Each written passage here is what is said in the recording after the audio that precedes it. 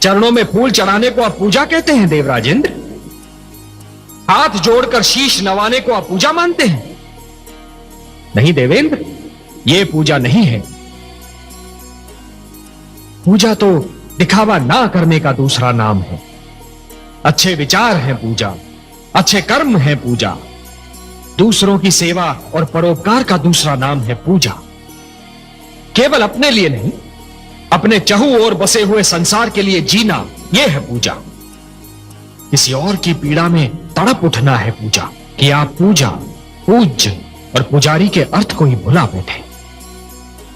और इसीलिए है देवराजेंद्र, जिस प्रकार अपने मार्ग में चट्टान को खड़ा पाकर नदी की धारा अपनी दिशा को बदल लेती है, उसी प्रकार आपके इस अहंकार को देखकर मैं भी आपसे अपना मुख मोड़ रहा हूं। अरे महादेवी, जो क्रांति करके समस्त संसार को बदलना चाहता है, उसे सबसे पहले स्वयं को बदलना पड़ता है। फूलों की सेज को छोड़कर एक क्रांतिकारी को पथरीली खुरदरी भूमि को अपनी शैया बनाना पड़ता है। राजभवन का सुखद जीवन भूलकर कांटों की राह पर चलना पड़ता है। क्रांति की पहली मांग है त्याग, और त्याग की पहली मांग है सहनशीलता।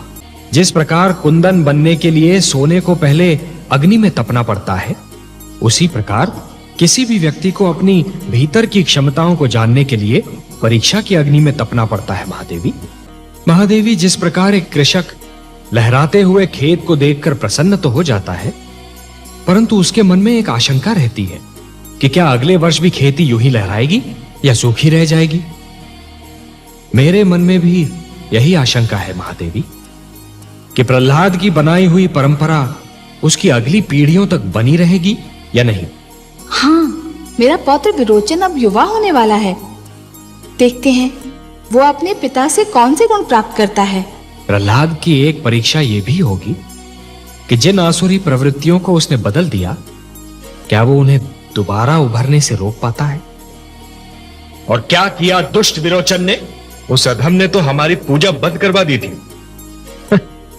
आप तो देवता हैं, आपको तो यह ज्ञात होना चाहिए देवराजेंद्र, कि पूजा किसी के प्रति स्नेह और श्रद्धा की ऐसी भावना है जो यदि मन में जन्म ले तो कोई उसे दबा नहीं सकता, परंतु यदि मन में जन्म ना ले तो कोई उसे उत्पन्न भी नहीं कर सकता। परंतु हे पद्मनाभ, हमारी पूजा तो न जाने कब से निरंतर होती चली आ रही है। हाँ महादेवी, निस्संदेह यह निर्णय बहुत कठिन होगा, परंतु यह एक अवसर भी तो है पुत्र प्रहलाद के लिए यह जानने का कि पिता प्रहलाद और राजा प्रहलाद दो भिन्न भिन्न व्यक्तित्व हैं। जिस प्रकार योग्य तोल के लिए तुला के दोनों पलड़ों का संतुलित रहना आवश्यक होता है, उसी प्रकार प्रजा का न्याय करते समय राजा का भी संतुलित होना बहुत आवश्यक होता है। महादेवी, सिंहासन पर बैठने के उपरांत एक राजा को यह जान लेना चाहिए महादेवी, कि अपने परिवार और अपनी प्रजा के साथ उसका संबंध एक समान है। वो ना तो किसी का पिता है, ना किसी का पुत्र, और ना ही किसी का भ्राता। हे देवर्षि, जिस प्रकार यदि कोई व्यक्ति उधार लिए हुए धन को यदि अपनी संपत्ति मानेगा तो बहुत शीघ्र कंगाल हो जाएगा। यही तो विधि का विधान है महादेवी। जो दूसरे को दुख देकर हंसता है, होनी उसे दुख देकर 100 बार रुलाती है। इसलिए दूसरों को दुख देने से पहले इतना अवश्य सोच लेना चाहिए कि यदि इसी दुख का वज्र अपने सिर पर गिरे तो क्या होगा। महादेवी, जिस प्रकार बिच्छू को यह ज्ञान नहीं होता कि उसका डंक केवल किसी और को नहीं स्वयं उसे भी चुभ सकता है, उसी प्रकार एक दुष्कर्मी को भी यह ज्ञान नहीं होता कि उसका दुष्कर्म स्वयं उसे भी हानि पहुंचा सकता है। महादेवी, एक ही डाली पर खिले दो पुष्पों में से एक को स्थान मिलता है देवता के चरणों में, तो दूसरे को अर्थी पर। एक ही मेघ की गोद से निकली दो बूंदें एक मोती बन जाती है, तो दूसरी अंगारे पर गिरकर भस्म हो जाती है। यह सब फल होता है इस सत्य का कि किसे कैसी संगत मिलती है। सत्य कहा आपने महादेवी, सत्य कहा। और इसीलिए माता पिता को सबसे अधिक ध्यान बाल्यावस्था में संतान के चरित्र निर्माण पर ही देना चाहिए। जिस प्रकार जब जल माटी को गीला कर देता है तो माटी में से सुंदर अंकुर फूटते हैं, उसी प्रकार जब भक्ति मन को उदार बना देती है तो मन में सुंदर विचारों का जन्म होता है। महादेवी, जिसके मन में खोट नहीं होती वो स्वयं को भी सच्चा समझता है और दूसरों को भी, और जिसे अपनी भूल का विस्मरण होता है उसे उसका दंड अवश्य मिलता है। इतिहास रचा ही इसलिए जाता है महादेवी कि आने वाली पीढ़ियां ये देख सकें कि उनके पहले की पीढ़ियों ने क्या भूल की और वो उस भूल को ना दोहराएं। यदि दोहराती हैं तो दंड पाती हैं, दुख झेलती हैं। जानता हूं महादेवी, क्षति पहुंचाने वाले को दंड देना तो बहुत सरल है, पर उसे क्षमा करना बहुत कठिन। और जो क्षति पहुंचाने वाले को क्षमा कर सकता है वो तो पूजनीय है। कमल नयन, उत्सव वो है जो आत्मा को शांति दे, जो सारे नगर का जीवन अस्त व्यस्त कर दे, जिसमें मदिरा पीकर सब अपनी सुध-बुध खो बैठे, वो उत्सव नहीं, कोरा हुड़दंग है। परिवार क्या है? प्रभु, मुझे इसका ज्ञान दीजिए। परिवार वो है वत्स जो जीने का उद्देश्य देता है, मानव को ये बताता है कि संसार में क्यों जिया जाए, किसके लिए जिया जाए। और संसार क्या है भगवान? संसार संसार एक बड़ा परिवार है पुत्र। परिवार का विशाल रूप है, मेरी श्रेष्ठ रचना है। वसुधैव कुटुंबकम, ये सारी वसुधा, ये सारी धरती एक ही कुटुंब है, एक ही परिवार है वत्स। परंतु संसार के भले के लिए मर जाना, ये वो महान कार्य है जो प्राणी को मरकर भी अमर बना देता है। वासुदेव, मुझे बताइए कि कर्म क्या है? कर्म पूजा है वत्स, कर्म यज्ञ है, कर्म जीवन है, जीवन का आदर्श है। और जीवन क्या है देव? जीवन एक सौभाग्य है पुत्र, एक वरदान है, मेरा दिया हुआ प्रसाद है, एक अवसर है।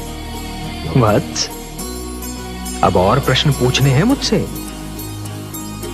कुछ नहीं पूछना प्रभु, अब कुछ नहीं पूछना। अब तो मुझे हर प्रश्न का उत्तर मिल गया है। मेरे चारों ओर ज्ञान का प्रकाश फैला हुआ है। मैं वहाँ हूँ जहाँ केवल मैं हूँ और आप है। किस सोच ने आपके मन को घेर रखा है? कुछ नहीं विश्वेश्वर, यही सोच रही थी कि यदि चित्रकार के बनाए चित्र को कोई बिगाड़ दे तो क्या उसे तनिक भी चिंता नहीं होगी? यदि कोई शिल्पकार की बनाई मूर्ति को तोड़ने की चेष्टा करे तो क्या उसे तनिक भी दुख नहीं होगा? यदि कोई चित्रकार अपना चित्र किसी को उपहार में दे दे तो उस चित्र को संभालना उपहार पाने वाले का कर्तव्य है। कोई शिल्पकार अपनी मूर्ति किसी को भेंट दे दे तो उस मूर्ति की देखभाल करना भेंट पाने वाले का कर्तव्य है। वैसे हम समझ गए कि आप पूछना क्या चाहती हैं।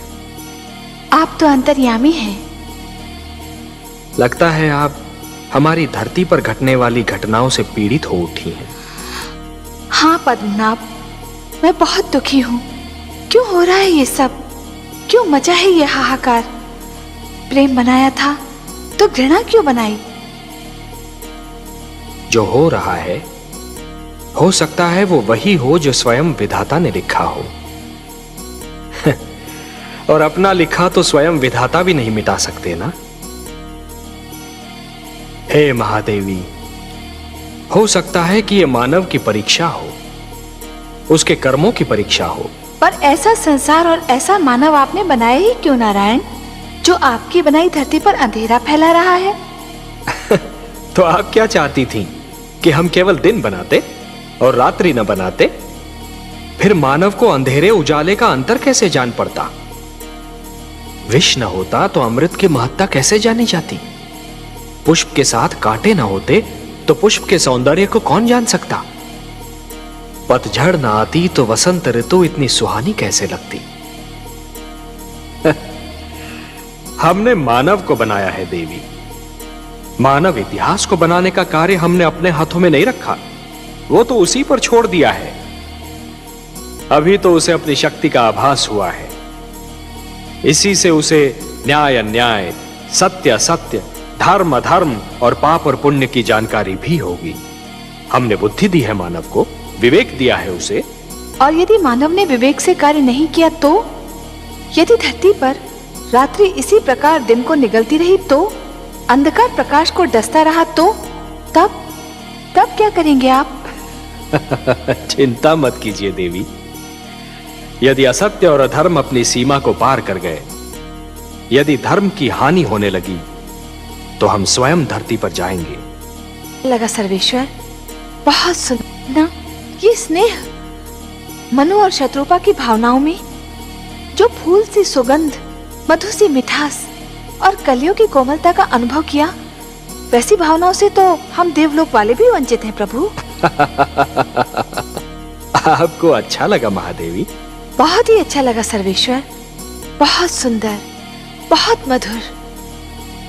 ये भावनाएं और इनको प्रदर्शित करने की शक्ति केवल मानव जाति को मिली है। यदि मानव ने इन भावनाओं की रक्षा की, तो ये भावनाएं उसे जीवन की प्रेरणा देंगी, उन्नति की शक्ति देंगी, उसे शांति का मार्ग दिखाएंगी। ये प्रेम, ये स्नेह और एक दूसरे का आदर करने की ये भावना ही मानव जाति को संस्कृति देगी, सभ्यता देगी, उसे उत्थान का मार्ग दिखाएगी। और यदि मानव ने इन भावनाओं को त्याग दिया, तो वो पशु और पिशाच के स्तर से भी नीचे जा गिरेगा। मेरी तो प्रार्थना है कि ऐसा दिन कभी ना आए प्रभु। ये सुंदर संसार यूं ही बसा रहे, प्रेम की ये शीतल धूप यूं ही बिखरी रहे, जीवन यूं ही मुस्कुराता रहे। मुझे तो इस धरती और इस जीवन से स्नेह हो गया है प्रभु। तो अपनी प्रसन्नता हमसे नहीं बांटेंगे देवर्षि? आपसे क्या छिपा सकता हूं? आप तो विश्वव्यापी हैं। परंतु विश्वास कीजिए, आज महाराज मनु ने अपने पुत्र को ऐसी खरी खरी सुनाई कि मेरा मन तो झूम उठा। उत्तानपाद पर सुरुचि की मोह माया का जो रंग चढ़ा हुआ था, वो तो ऐसे उतर गया जैसे बरखा की बौछार पड़ने से वृक्ष पे जमी धूल उतर जाती है। मनु ने वही किया जो एक परिवार के सर्वे सर्वा को करना चाहिए था। नई पीढ़ियां जब अकारण ही आवेश में आकर अपने पूर्वजों के बनाए हुए अच्छे नियम तोड़ने लगे, सुंदर परंपराओं का त्याग करने लगे और अपने संस्कारों से विमुख होने लगे, तो बड़ों का कर्तव्य है कि उन्हें भटकने पर टोकें, पतन से रोकें। जिस प्रकार एक अंकुश मदमस्त हाथी को अनियंत्रित होने से रोकता है, उसी प्रकार बड़ों का उपदेश छोटों को भटकने से रोकता है। परंतु मुझे आश्चर्य तो इस बात पर हुआ कि उत्तानपाद चुपचाप सिर झुकाए अपने पिता की फटकार सुनता रहा। इसमें आश्चर्य की कोई बात नहीं है देवर्षि। जिस प्रकार देर तक सोने वाले को सूर्य की तीव्र किरणें जागने के लिए विवश करती हैं, उसी प्रकार मनु के कटु वचन ने उत्तानपाद को झिंझोड़ना चाहा था। और पुत्र को भी पिता का इसी प्रकार आदर करना चाहिए, क्योंकि पिता ने पुत्र से अधिक जीवन जिया होता है। पिता के अनुभव पुत्र के अनुभवों की तुलना में कहीं अधिक विशाल, अधिक व्यापक और समय की कसौटी पर अधिक खरे उतरे हुए होते हैं। देवर्षि, नवीन पीढ़ियों को भी यह जान लेना चाहिए कि जीवन मार्ग पर उनके पहले के यात्रियों, उनके पूर्वजों के पदचिन्ह उन दीपकों के समान हैं जो उन्हें सही राह दिखाते हैं। मनु ने उत्तानपाद को उचित मार्ग दिखाया। उचित मार्ग? आपकी लीला भी विचित्र है मायापति।